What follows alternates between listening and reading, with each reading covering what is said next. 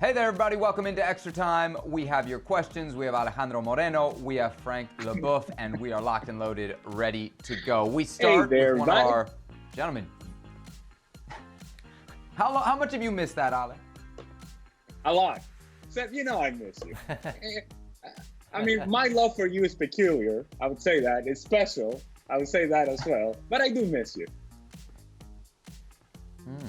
I did notice you used the word love there. Thank you. That makes me feel very good. Dan, the Orange Man. Show the light. Show the light, guys.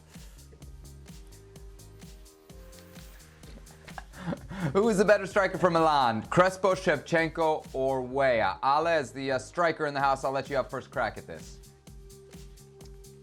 Well, I don't think this is close, to be honest with you. I think it's George Weah and is running away with it. He was some sort of special with Milan. And I know that Shevchenko had a few good years with Milan, and some people may make an argument for him, but I just think that George Weah gave this team so much athleticism and explosiveness in the final third. And a guy who, that goal in which we have seen time and time again, in which he takes the ball from one end of the field onto the other, just running by people as if they're not even there. And he was able to do that with consistency, the strength, the power, the finishing ability, right foot, left foot.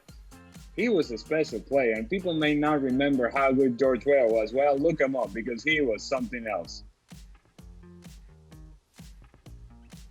If Frank was a coach, how would his playing style be like? What type of coach does he see himself as? And which team would he prefer to manage? Frank, this question comes from Ahmed. Wow, it's a long question. The style would be pretty offensive because I like football, and even if I was a defender, I think going forward is the best way to win games. Which team? Yeah, of course, Chelsea. And what was the last question? I don't remember.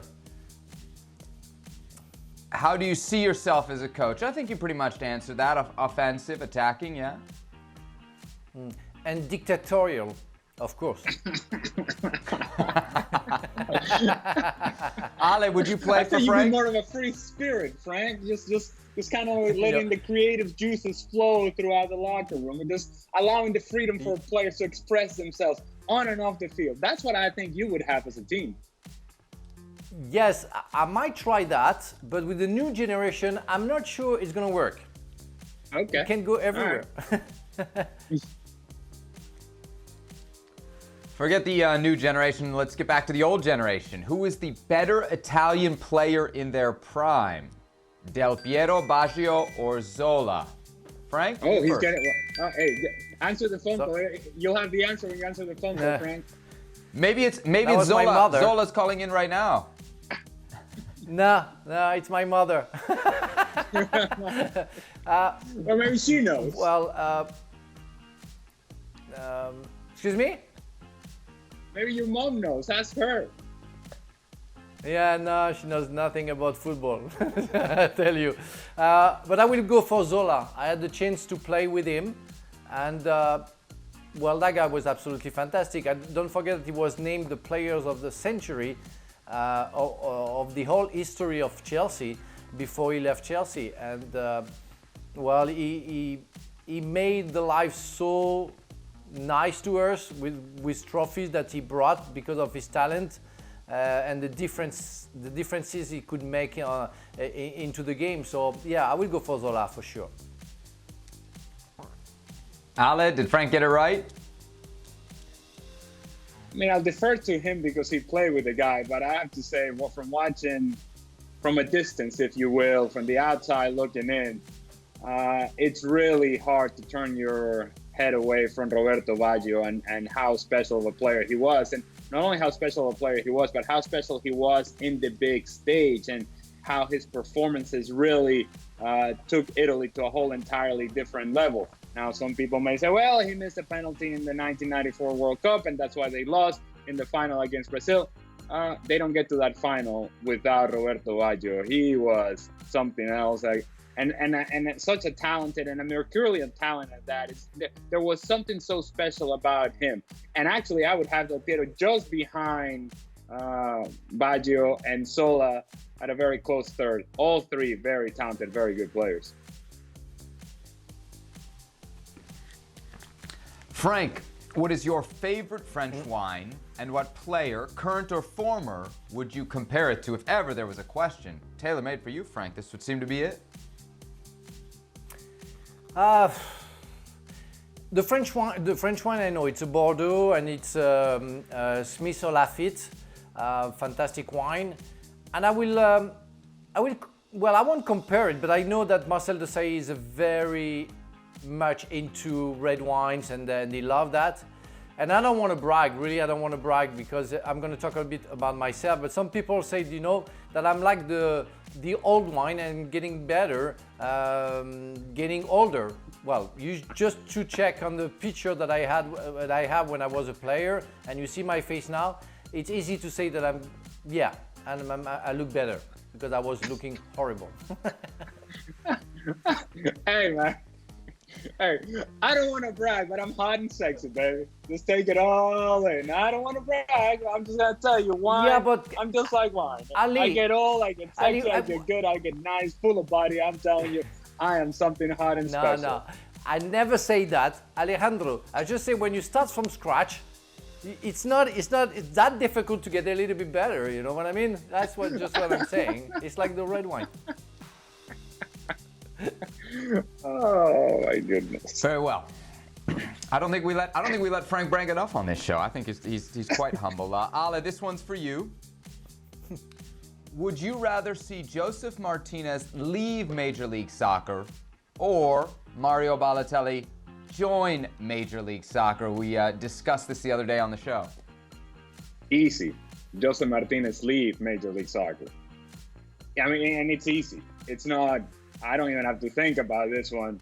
I don't want Mario Balotelli anywhere near Major League Soccer. I think that's an accident waiting to happen. It's a ticking time bomb.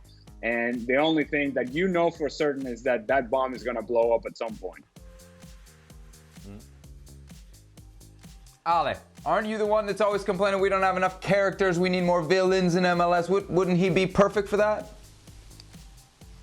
Well, if that villain also brought productivity with him, and that villain actually was a good player in Major League Soccer and wasn't just a malcontent and a headache and a head case and a guy that is just essentially going to bring more problems that he's worth, then yes, I'm all for villains. But yeah, give me Zlatan all day long, and you can consider him a villain if you want to, but he's scoring a bunch of goals and his teams benefit from it. I don't see that happening for Mario Balotelli, and it hasn't happened for him for years now. And so whatever you think you're getting from Mario Balotelli, it's images and moments that you've acquired over the years, but it hasn't been consistent performances. All right, then last question here from Peter. Today is hamburger day. Have you ever had an Aussie burger? Beef patty, bacon, fried egg, lettuce, onion, tomato, and beetroot. And what would you have on your burger? Fittingly, on hamburger day, we would start with Mr. Leboeuf. Yes, Mr. the Beef. I would get some beef in it, of course, but I never tried a Aussie burger. Don't forget that I'm French, and that as maybe one day a president of the French Republic, I will forbid any type of burger because it's junky food for me. So I don't like burgers. I don't eat burgers. I think the last burger that I ate was like 3 years ago. I'd rather have a nice meat on the barbecue with a little bit of sea salt, and that's it, with a nice salad. That's it. Now the greasy one, are not my type. Oh my goodness, this guy is a dictator. Honestly, come on. He's a foodie, if nothing else, anymore. huh? Are you kidding me? I will tell you, I will skip on the beetroot on a burger. I'd say that much. I'm guessing that's pretty good, but I'm gonna skip on that. But I do love me a burger. And if Frank wants something that is a little bit of a healthier choice, if you will, go with a bison burger. Tasty and not nearly as fattening as your regular beef. So I'm just, go with a lighter version if you want, Frank. But come on, let the people eat the burger on hamburger day. Don't be that guy. Don't be a dictator. Don't hold us back. Come on, man. I just want to teach them the taste of culture, something different, you know, a little bit of finesse of how to eat properly, you know. It can be healthier as long as you have the buns. It's not healthy.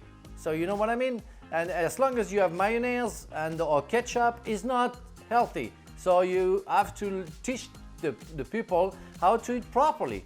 That's a big concern in a new world, you know, if you want to get better. You know, we know that many people are obese and we know exactly why.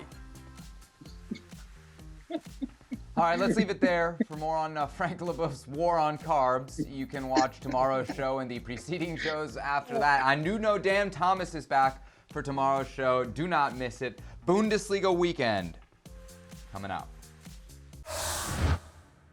Well, thank you very much for watching ESPN on YouTube. For more sports highlights and analysis, be sure to download the ESPN app. And for live streaming, premium content, and let's not forget as well, ESPN FC 7 days a week. Subscribe to ESPN Plus.